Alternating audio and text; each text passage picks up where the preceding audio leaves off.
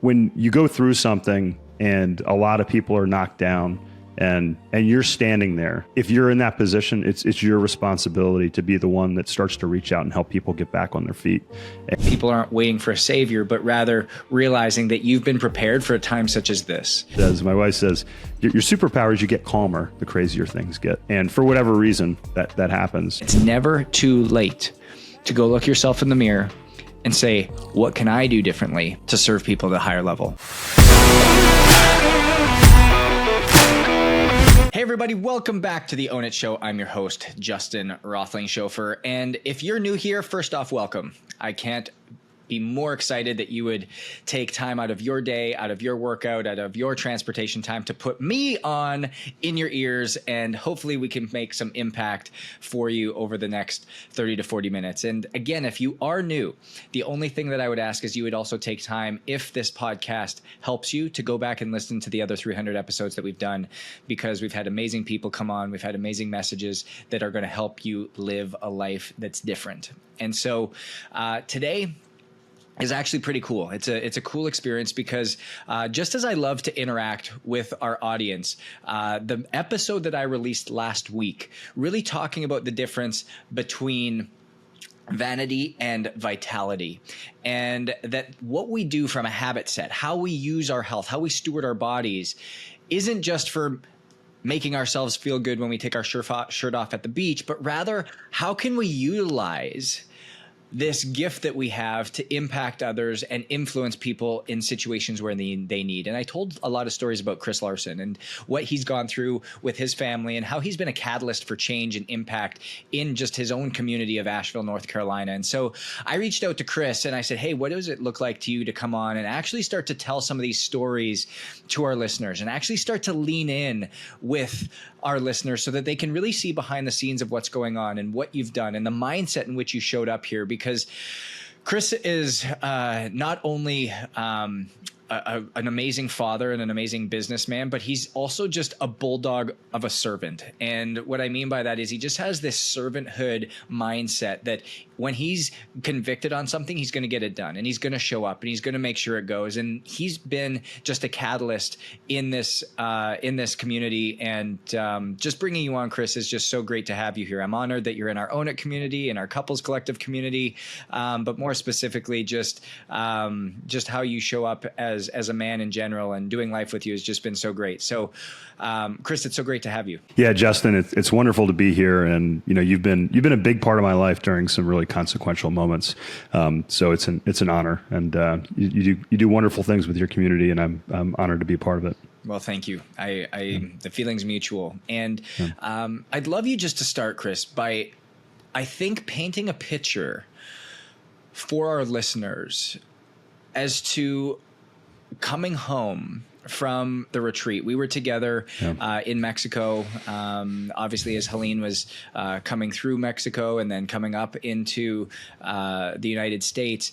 But what the picture was actually like, because I think when you look at social media, when you see things on the news, they don't always paint the picture as to what it was and tell the stories as to what it was. So I'd love for you to paint that picture so that our audience can understand what that was like coming back to Asheville. Yeah, no, thank you. And, just real quick, Justin, you and I met right before I got COVID, when you and I started working together on the health side, which made a big impact, allowing me to kind of recuperate and do those things. You were there during a recent, moment, when my sister passed away.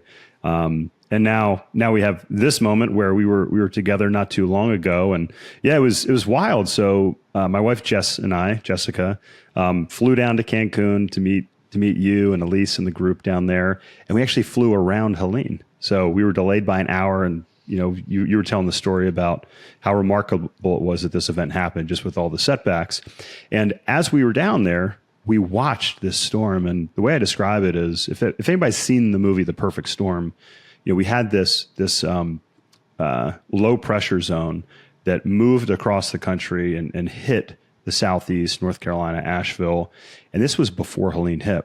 And watching this on the radar, I just recalled that scene in that movie where, the guy said, oh my gosh, this is like the perfect storm as these two storms merged. And, not everybody that's heard the story about Helene realizes that we got hit with 8 inches of rain before Helene hit. So the rivers were up, the ground was saturated, and then this massive storm hits right on top of that. It was enough rain to cover the entire state of North Carolina in 3.5 feet of water. 40 trillion gallons. The reservoir above Asheville flowed at 3 times what Niagara Falls flows at. Just a massive amount of water. And, it was devastating to a lot of areas around Asheville, but not everyone got to see the devastation. My in-laws were here watching our younger son, and they said it was so unremarkable where they were because our house is kind of tucked into the side of a mountain. You've been here, Justin. It sheltered them from a lot of the stuff, but they lost water. They lost power and then ultimately lost water. So they went to leave and they realized, just a mile from here is Biltmore Village, which that's where a lot of the pictures were on the news showing Biltmore Village up above the first floor doors. The river rose 26.5 feet, and it rose so fast it swept literally homes away, buildings away. Unfortunately, a lot of people away as well. Whole roads, whole towns were wiped out. And we got back Sunday to Charlotte. My in-laws, fortunately, after a 2-day trek, were able to make it out of Asheville and down to meet us with our 2 teenage boys in Charlotte, where we stayed for 2 weeks. And, just to illustrate, how bad it was, the issue is we're so accustomed to certain things in our life, cell service, internet, turning the water faucet on, those sorts of things, being able to fuel up at the gas station, for instance. Well, when these things stop, you sometimes can't survive. Our COO of one of our businesses texted me Sunday and said, Chris, I'm stuck in my neighborhood. I had to stay here with my in-laws, and the bridge to our community washed out. We can't leave. And we need fuel to be able to power the generator that is powering the well so we can have clean water, and also, allowing us to have, some, just a little bit of electricity. So he was able to fortunately hike and get a text out to me. That following Monday, we made a trip up. Charlotte is 2 hours from here. It took us 7 hours to get 2 gas tanks and fill up with gas and get to Asheville. That's how the traffic was and the infrastructure was. And I hand delivered these gas tanks to him. And he said, Chris, he goes, thank you. Everybody's left. No one's come back. He's like, you're the only one that came back to help us. And ultimately, that is what led to what we've been doing here the past 3 weeks, the Western Carolina Emergency Network. But I say, Justin, like, we were some of the lucky ones. We didn't have a lot of damage, but even today, today is 3 weeks after the storm, and we still don't have potable water, so we can't drink water out of the faucet. I haven't had a shower in my house since we left for Mexico. The water just came back on, so it's been very challenging to do those things. But again, there are whole communities that, the road to our friends' community down near Lake Lure, which is about 45 minutes kind of south of Asheville, the entire road is gone. The river spread out 30 feet in width and washed the entire road away. Yeah. So there's literally no road to this town, and the town itself was almost washed away. So yeah, it's been, I'll say that we're fortunate. The things that we're dealing with are mere inconveniences.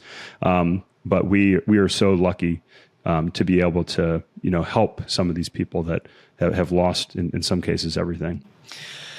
It's almost unfathomable just to hear about some of these things, because there's a lot of things that we take for granted on a day-to-day basis. You flip the light switch, light comes on. You turn the faucet on, clean water comes out. You drive around the corner, you stop at the gas station. And I'd love to just hear from you as you came back, as you delivered those 2 gas tanks. Yeah. I know it was right around that time that that we ended up getting text messages within the collective about how we can start to help, because I think you started to see the dire need that was needed there. And so I'd love you to talk about some of the obstacles that you had to overcome, FEMA not having any money, FEMA not sending any help, government obstacles that kind of came into the way, and how you as a group were able to not only be a catalyst to change, but also what you had to overcome in order to make these things start to happen. Yeah. So, I think, I spent almost 20 years in the medical device space. And, whenever I built teams, trained sales reps, and we were in the OR. So we were supporting surgeons and surgeries. And, oftentimes in surgery, as does in most areas of life, things go wrong. And when something goes wrong, you can say, oh, I did everything right. Or you can say, well, hang on, like, what could I have done differently? To avoid this situation or make it better. And I think, whenever one of my reps had an issue and I would say, hey, what do you think you could have done differently? There was two types of reps that I worked with, those that continued to work for me and those that didn't. The ones that didn't continue to work for me were the ones that said, I didn't do anything wrong. The ones that continued to work for me and be successful and earn a lot of money and, build great relationships, great businesses, friendships, all those things, would say, they'd look in the mirror and say, what could I do? Like, what could I have done differently? Could I have done anything differently? And just that mindset. So I think it's the same thing with the government. I think that the government is there just to make or allow us as citizens of this country, which I believe is the greatest country in the world, to allow us to do what we do best. We are an amazing country of entrepreneurs. I'm always optimistic when it comes to that. So I don't have a lot of expectations of government, frankly. So I said, okay, what can we do? Now, my friend Zach, who I delivered gas to, he saw the National Guard, so any type of government agency, for the first time 4 days after that. They didn't have fuel, they had diapers. So he needed fuel for 4 days after I saw him, which we were able to deliver to him. What I saw driving to get to him, Justin, was like a movie. It was destruction, trees down, roads washed away, Black Hawk and Chinook helicopters flying overhead, search and rescue teams, roaming the banks of these rivers that were now 2, 3, 4 times as wide as they were. Entire trucks flipped upside down, tractor trailer, shipping containers, homes in the middle. It's really, like you said, almost unfathomable when you see these things. So in those instances, especially in a place, unlike Florida, which is, fairly populated, flat, where we live in Western North Carolina, it is a really dynamic geographic area. And a lot of people don't realize we actually live in a temperate rainforest. I mean, it's a very biodiverse and very geographically diverse area. We live at 2,000 feet, 2,300 feet at our house. You can go all the way up to 6,600 feet. So there's a lot of topographical challenges, and those things really led to some of the issues. So what we saw over that first week is that a lot of stuff broke down. We needed supplies, we needed gas, the electricity wasn't back on. People needed, ways to power their homes. They needed clean drinking water. Then after a week, they needed water to flush their toilets, non-potable water, and those sorts of things. But what we still find today, 3 weeks later, and the next call that I'm going to have this afternoon is looking for funding, because we need about $300,000 a month to keep our fuel supply going to these tertiary communities. And what we're really supplying now, Justin, is like heating fuel, right? For homes, kerosene, those sorts of things. Because a lot of people forget that, hey, if you only have a couple roads getting to a small community, you can't drive a fuel truck in there. So even if you can get the fuel, people say, oh, Asheville's coming back. Yeah, but what about those smaller towns? So that was the catalyst, from that first trip to see Zach. We ultimately built this out with just private citizens. I mean, we're talking about, people with farms going to pick up, Big John, true story, Big John's, 50 or 350 or 500 gallon tank on the back of their truck, which ultimately led to us being able to source larger trucks. Our close network, those first dollars that were coming in were literally going through my bank account, through Venmo and Cash App and Zelle, directly into the pockets of these individuals that were literally fueling tanks that, were helping people either, power generators, evacuate, fuel ATVs for search and rescue missions, drive Starlinks up so people could program drones for reconnaissance. We've also fueled helicopter missions and air recon and airdrops. That first weekend, we airdropped supplies to 9 stranded families, everyone from toddlers all the way up to grandparents in their 80s that, interestingly enough, Justin, they said, you don't need to take us out of here. We just need a few things so we can keep going. And that's kind of the resilience and the attitude of these people that have been in Western North Carolina for a lot of time. But, that's kind of the flip side, Justin. The heartbreak and devastation has been overshadowed, in my opinion, by the overwhelming private response of the community. Yep. And, the government will have its place. They'll come in. I don't want to get into the stories of, what agencies helped and didn't help and do those things. But I think just to underscore my initial message, which is the bottom line is if you expect the government to come rescue you, you're probably going to be disappointed at some point. And if you look in the mirror and say, hey, what can I do for myself and my community? That is what we saw was really the lifeline that provided those life-saving and sustaining efforts the first couple of weeks. I think what's so amazing about that is you sit here and a lot of people talk about how they want to start businesses, how they want to start things, how they want to take action on things. And literally within a week, you had a 501(c)(3) stood up.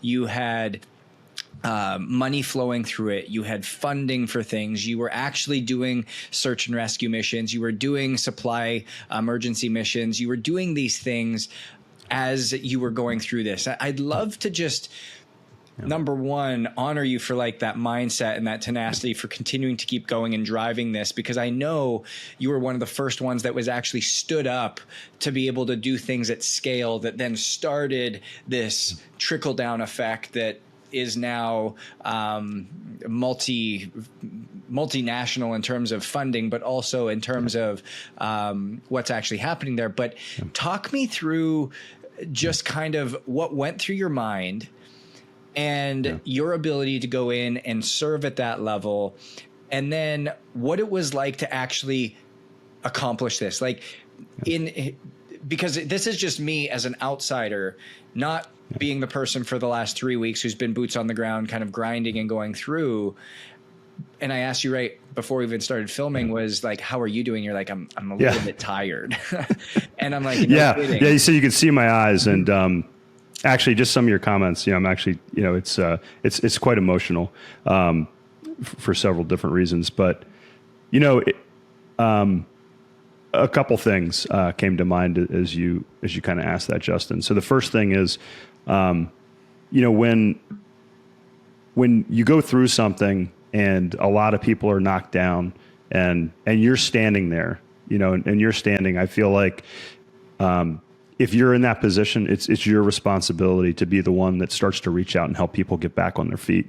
And, I saw people, they'd say, oh, things are pretty good and this and that, or I'm going to go to the beach for a couple of weeks. And, I just couldn't, that didn't make sense to me. And I pulled my wife, who and my boys, who as well, and we sat down in Charlotte, and it was tough. A lot of emotion, not a lot of sleep. My personality, so I went to kind of my shadow self, if you will. And however, I sat with my family. I said, "Listen, the community needs me and needs you, and this is what I have to do here over the next couple of weeks." And I said, I'm probably not going to be the best father. I'm not going to be the best husband during this period, but this is what I need to do. And my partner Will in this endeavor, we have 4 of us that are the trustees that kind of got this stood up here in a short period. And just say the name so everybody knows what it's called. Yeah, sure.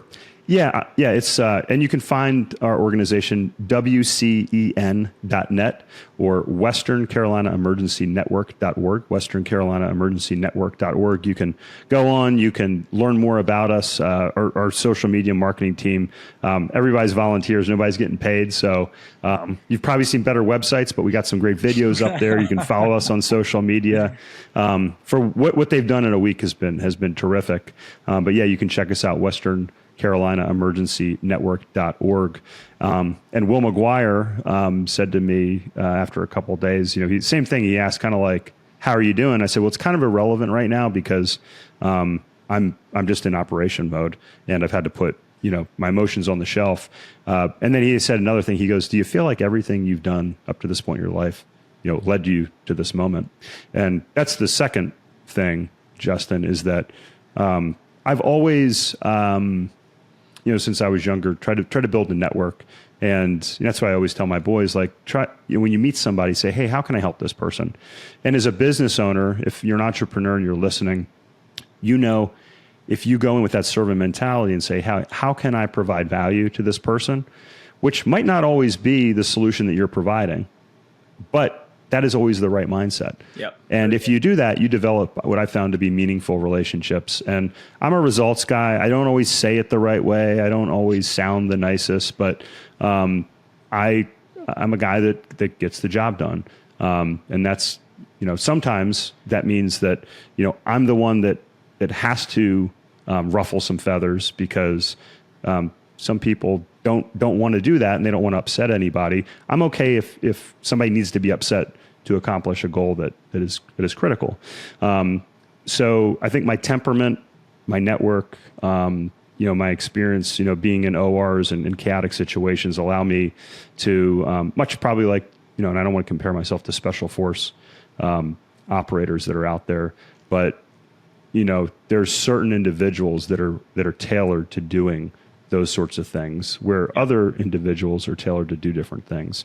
So the fact that I was in Asheville for the past 16 years and developed networks through my cycling communities. I've ridden through these towns that are outside of Asheville. Jess, my wife, and our real estate businesses, our boys playing lacrosse and different sports in school and the medical communities. That meant that I had contacts throughout not only, the business world across the state and the region, but also within the community itself. And I knew where these communities were, and I had contacts there. So it allowed us to put together this ad hoc network very quickly.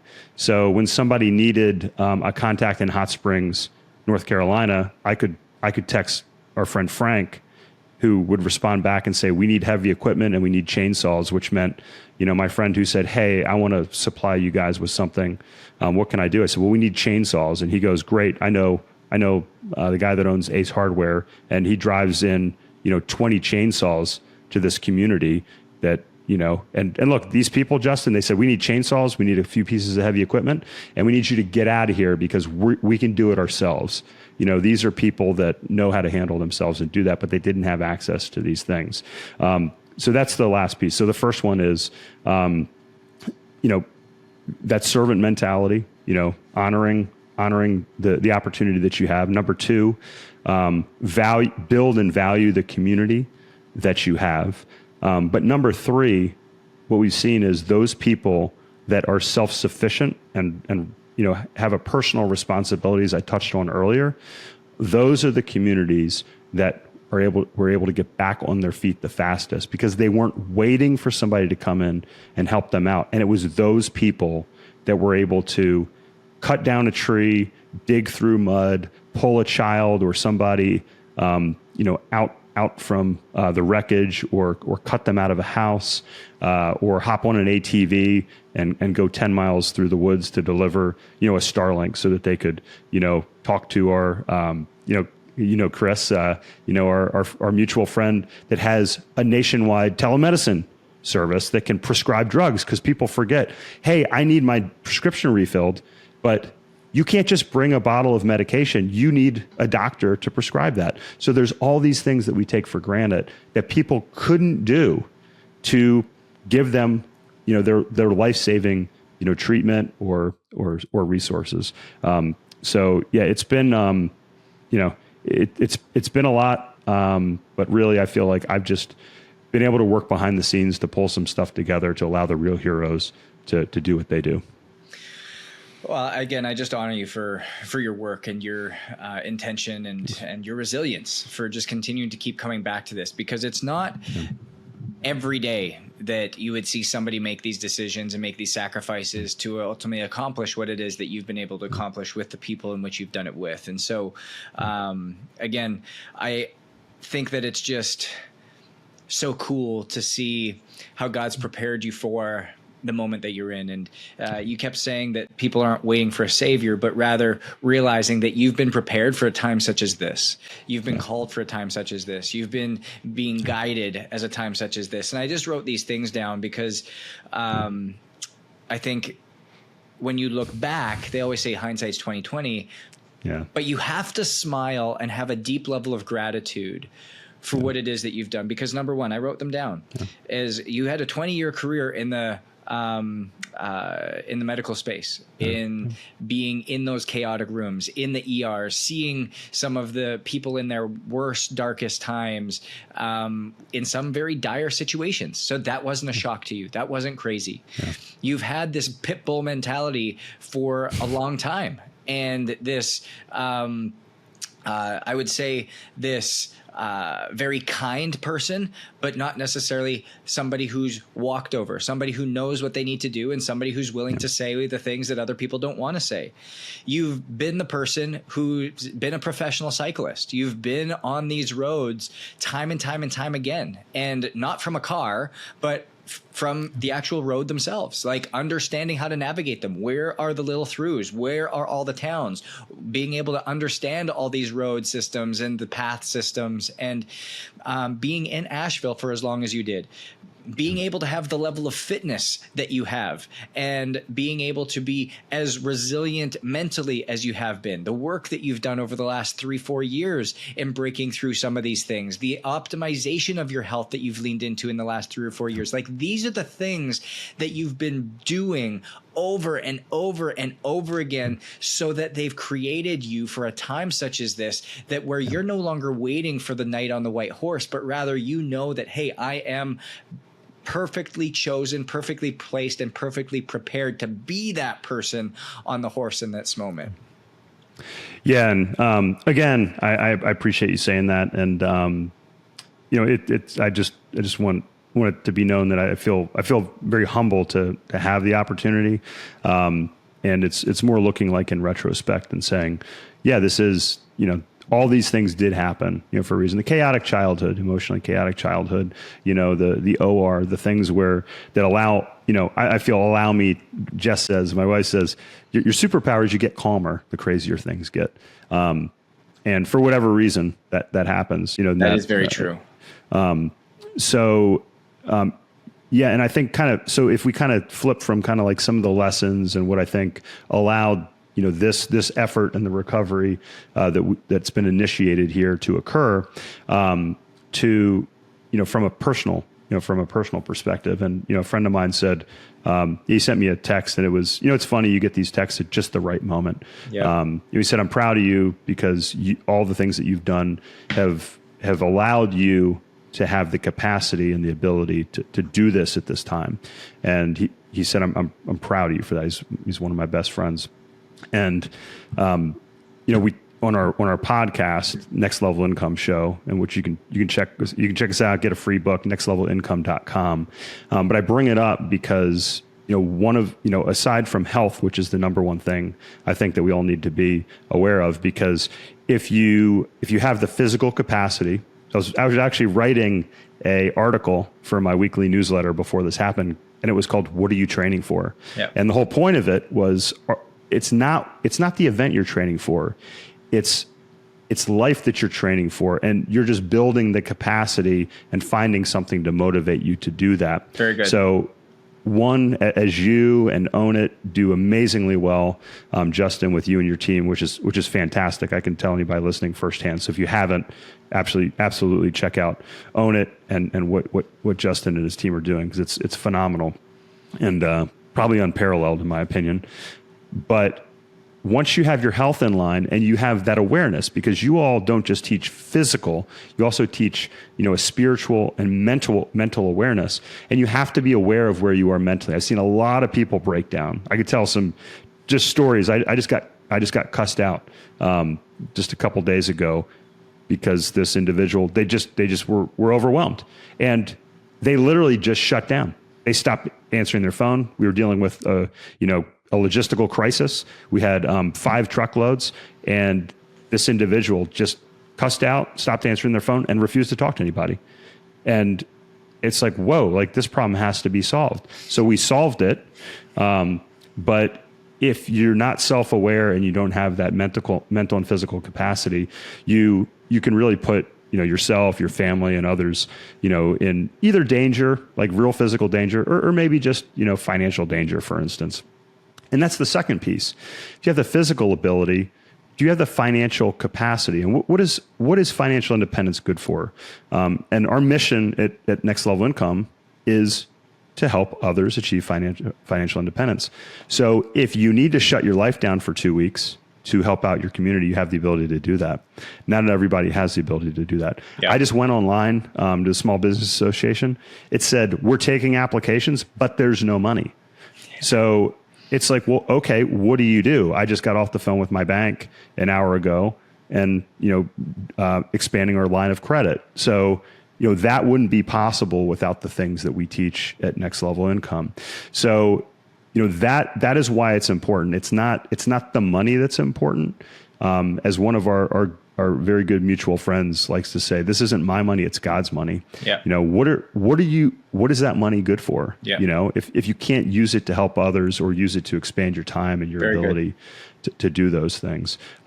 So again, take responsibility for your health, take responsibility for your financial situation, and then also take responsibility, for your family, because, that is what ultimately, is you're going to be left with at the end of all this is, who is your immediate family and community that's going to carry you through and really give meaning. And that's the last piece. When we came back to our house that Monday, after we dropped that fuel off to Zach, we said, all right, let's check out the house, make sure everything's okay. We came in, I said, all right, I got a few things, that were, important articles, documents, some of those sorts of things. We all left with a backpack and a carry-on suitcase and our dog. And we got in the car and we drove back. And I said to the family, to Jess and the boys, I said, listen, regardless of what happens, I said, whether a tree falls on our house or looters come and, steal everything, I said, that's all replaceable. I said, yeah, it's meaningful with what we've built, but it's all replaceable. And I said, we have everything we need right here. It's good. And all we had was we all had a bag or two and each other. Yeah, it's very good. It's just, yeah, if that doesn't just create some level of emotion inside of you, I don't know what will, because you just come back to it and it's like, it's so true, is simple suitcase, simple bag, and your family. It's like, it's all that matters. It's all that matters is what's around you. And so that's right. It's the connections. It's those connections that we've made. And that's what I've really realized, not just the past few weeks, but the past few years, which is, all of these things, that we build and do, whether it's the pursuit of, financial success or sporting athletic success, whatever it may be, what's the most important are those connections you develop along the way. Yep. And it really has nothing to do with the destination of the journey. It's the journey itself, but most importantly, the people that you get to do it with along the way. So good. So good. Chris, as you're kind of going through this, what is it that our listeners can do for you? Because you've had such a servant mentality. You've just showed up in crisis and been able to just serve and have an impact. What can our listeners do to continue to help you on this journey with everybody that you're helping and serving, so that the mission and getting the towns, Asheville, and all these people back on their feet and continuing just to have a larger service mentality? Yeah. So first off, our mission is to deliver fuel to the communities in and around Asheville to deliver life-saving or sustaining support. And we're coming into the winter, and it's critical that we get this fuel delivered. We had a few senators come out and meet our team earlier this week. We're the only ones with a network delivering fuel like we are. So if you want to support that effort, WCEN.net, Western Carolina Emergency Network.org. You can donate directly to us. And that money, we have 100% volunteers. We have no paid staff of any sort. So if you donate $1, aside from any transfer fees or anything like that we may have to pay, that money goes directly into the hands of residents here in Western North Carolina. The other thing is that, again, our mission at Next Level Income is to help others achieve financial independence. If you want to learn more about what we do, so you can not only help yourself, but spread that message to allow other people to improve their financial capacity, you can get a free copy of our book at nextlevelincome.com, nextlevelincome.com. And it would mean a lot to me if you reach out and get a copy of the book, share it with somebody, subscribe to our podcast. Again, I think that once this effort is done and, the rebuild is underway and all that, we have to go back and say, okay, what can we do to help other people strengthen themselves? So if they're in this type of situation, they have, like you're doing, the health, the mental, physical capacity, but also the financial capacity and ability to help other people.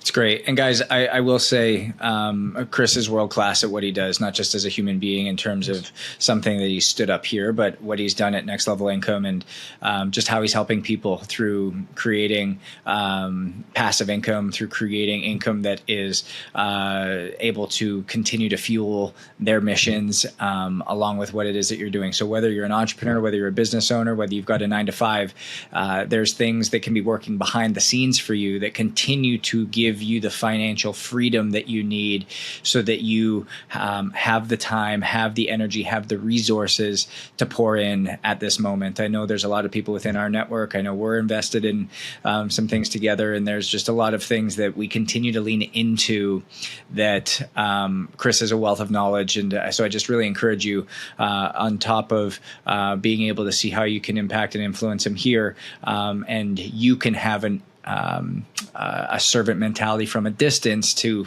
continue to help his servanthood. He can also help serve you back in that space of financial freedom. Absolutely. So Chris, as somebody who just lives their life in ownership, in a word or a phrase, what would you say is your definition of ownership? Wow. That's good. I don't often get stumped, but I want to make sure this is the right thing. But again, ownership is looking in the mirror and saying, what can I do differently? What can I do better to improve myself and the community around me? And that starts with your physical self, and then it goes out into the community. So that's how I would define that. It's beautiful. Guys, I really encourage you to lean in. I really encourage you to potentially even listen to this back, because a lot of things that I've said hit different when you listen to them from a different perspective. And I hope the stories Chris told really pulled a string on you, whether it was him getting gas and driving in on the first time seeing Asheville, whether it was him trying to go and support his friend, whether it was him packing up his family and driving away and saying, hey, this is what matters and this is where we're at.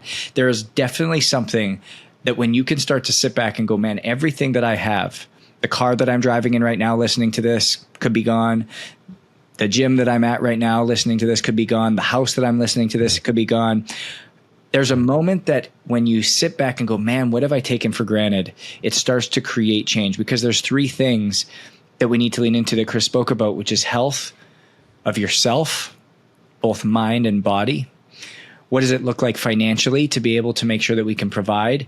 And how do we make sure that our family is at the forefront? These three priorities in our lives help us show up. And when we have a servant mentality to honor your ability that God's given you to be able to go and serve others, when you focus on the relationships that have been put into your life for a reason and that you've stewarded so well over the course of time, and realize that you have been built for a time such as this, that you are self-sufficient to go and do things and serve people and impact people, that is how you can create change. And it's never too late to go look yourself in the mirror and say, what can I do differently to serve people at a higher level?